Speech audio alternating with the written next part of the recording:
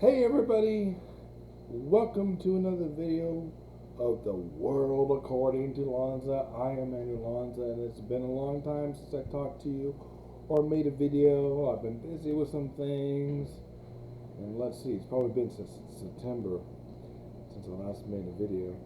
So today is November 6th, and I'm just going to do some random news and information in the world of entertainment. And I'm going to start up with a new segment called Happy Birthdays. It's a movie star's birthday today. One of her favorite movie stars. She is an Oscar winner, and she's an Amazing Spider-Man 1 and 2. Um, she's famous for The Birdman, and of course La La Land, and recently Poor Things, and recently this summer Kinds of Kindness. Yes, artistically acclaimed and very beautiful Emma Stone. It has a birthday today, so happy birthday Emma Stone. And that would do it for today's session of birthdays. So let's see. What I thought I'll talk about is, since we just had a political election and messaging is a big part in our society, I'm going to talk about politics and film and risk taking in film. My question for you guys is that when you go to a movie, do you want to be entertained, or do you want to receive a message, or do you care, or both? I don't. I want a little bit of both. I don't. A lot of people.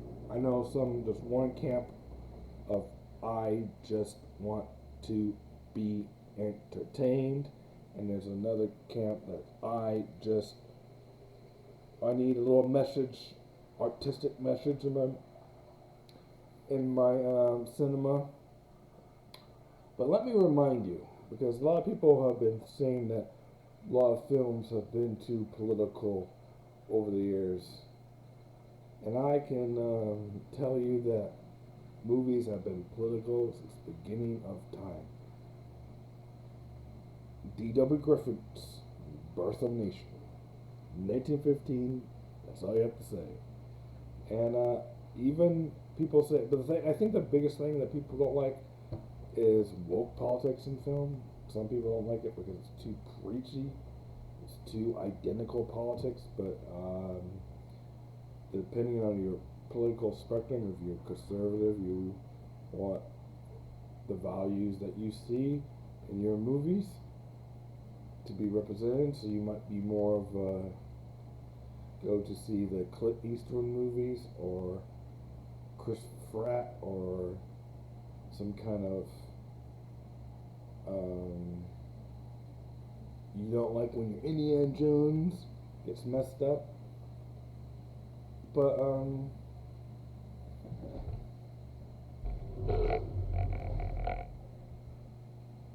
sometimes the movies have can be entertaining, and sometimes they can do a good job of being entertaining and political. And sometimes it's a matter of preference. We forget that everybody has their own opinion when it comes to films. I am never going to be an apologist for the Disney Star Wars movies. They're little devices to some people.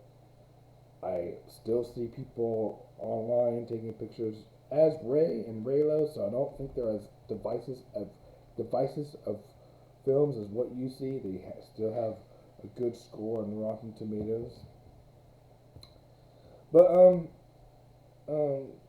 yes, I like the Ray character a lot.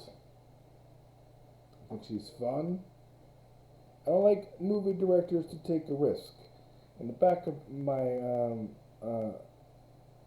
whether or not they succeed or not succeed, I think a lot of us count blockbuster or money as whether or not a movie is successful. Some of the more successful films didn't make a profit. That's not good in economics, but a artistic license gives you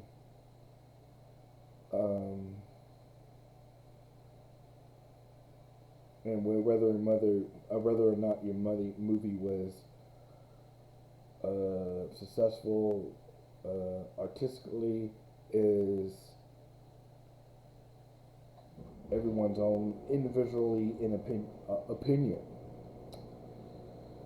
There's some people that really liked La La Land, but there's some people that this movie just didn't do it for them. This movie almost won Best Picture, but it's objective, and I thought it was a beautiful, fun film. But I know some people that did not like this movie. You take another movie like Birdman, that won Best Picture of 2014, and it did okay, but I don't know how many people know of this film, unless you're a diehard Michael Keaton fan, and Emma Stone fan, and Edward Norton. And these movies are usually connected with the directors. And this year we had a lot of directors taking a risk. And 3 movies that flopped. One movie that I'm going to talk about at the end of the night is a sequel to a big film that was very successful in 2019. A lot of people that think they should be made into a sequel at all, and that is Joker 2, which most audiences, people in the audience score is 32%, and the critics score is 32%. However, I thought it was okay, and I mean, I think it was the greatest. I appreciate it for what it was, but Quentin Tarantino, see the eye of, you think all is lost, right? Worst movie ever made, blah blah blah blah. But Quentin Tarantino recently said that was one of his favorite films this year. He's a fabulous director, and somebody said that Joker 2 is going to be one of those movies, like, within time it might take the block office. Well, it only made half. It did better than Metropolis, and it did better than some movies. But relatively speaking, Joker 2 was a flop, and because it's coming out on digital really soon. But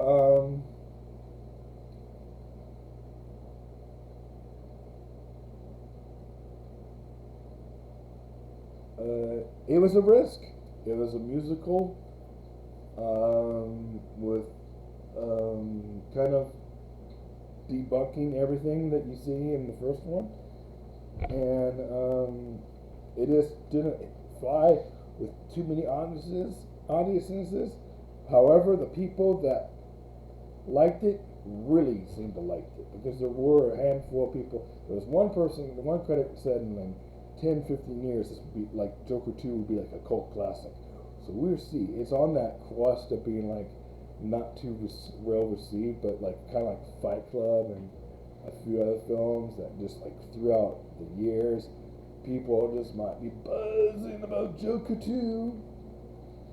But another movie that took a risk that only got like $5 million, and Francis Ford Coppola right here sold half his winery, was Megalopolis, a movie about Roman times and now times. It was interesting, but it was probably a little bit too artsy fartsy for many people. It didn't do too well. And there's a third movie called with Kevin Costner, and he can't think of the name right now, but he made a film this summer with Horizon Part 1, and it was supposed to be a Part 2. Remember it was supposed to be released later in August, the same day as Alien Romulus. Supposed to be Alien Romulus and Kevin Costner.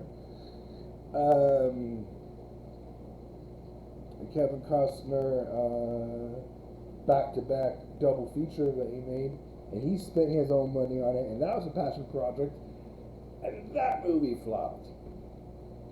Whether or not you think it's good, I put a Tom Tetton list, and I think it was like number 8 at the time. There's lots of potential on that one. So much so, the thing is, if you're a filmmaker and you have your own money, I think it's great to take a risk, but stay in budget, man. Stay within your budget. Poor Things was one of my favorite films of last year. It didn't win Best Picture, but it was nominated. It was extremely, some people say it was sexual, but feminist. Emma Stone. And it's based on the book. How many guys know that it was based on a novel, kind of like a Frankenstein film with lots of sex? And I seen it. It's on Disney Plus, out of all things. This film, if you don't have the passcode for Hulu, because Hulu is part of the package of the Disney Plus package, you want to make sure that your kids don't have access to it, because there's lots of stuff that's adult intended.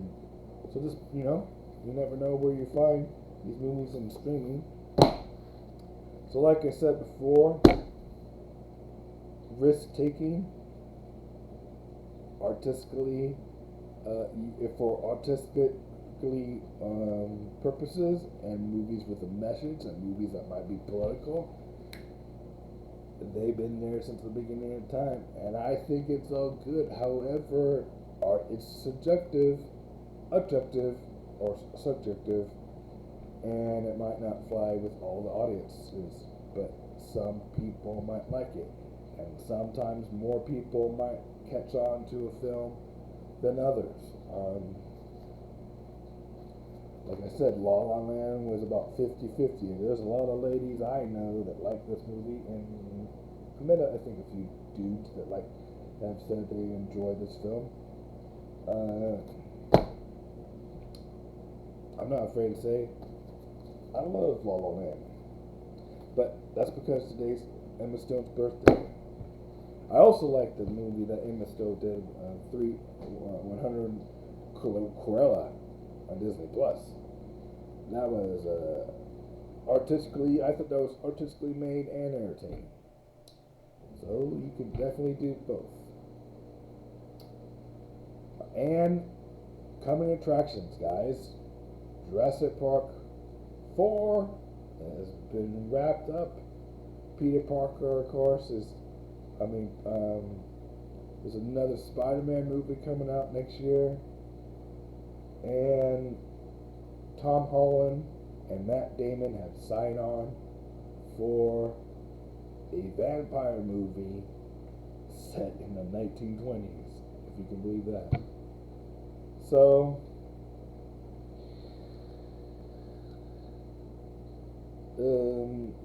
that's the news for now. That's my news story. My 50-minute news update with the world according to Lonza. It's better weather outside, isn't it? It has been cool, finally fall weather. We just had Halloween, Thanksgiving weather is here.